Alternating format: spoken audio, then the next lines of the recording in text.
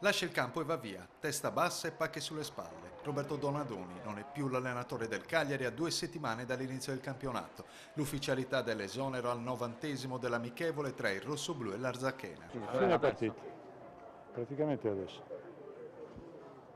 Nuovo allenatore? Non sappiamo niente, il presidente sta lavorando. Domani mattina si allenano, non con lo staff tecnico, almeno quello del gruppo. Al tecnico e al suo staff. E allo staff.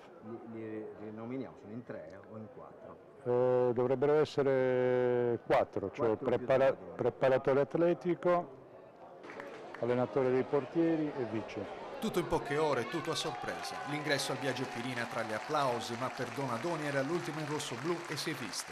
Nessun consiglio, nessuna indicazione, spesso seduto o appoggiato alla panchina. Donadoni era già un allenatore con la valigia. Per il momento nessun commento. Nient'altro, non ci sono commenti, non c'è niente. No, non parla nessuno, sono tutti tesserati, la squadra va in silenzio stampa. È un momento difficile per tutti. Si è anche giocato ad Arzachena, squadra nervosa e qualche fallo di troppo. Ne ha fatto le spese Ibarbo, costretto a lasciare il campo per infortunio dopo una dura entrata di un difensore smeraldino. Il Cagliari ci mette un po' a prendere confidenza con la partita. Segna al 26°, tocco facile sotto porta per Ariaudo. Il pareggio però è immediato, difesa cagliaritana distratta, parte Angeleddu per il diagonale del pari.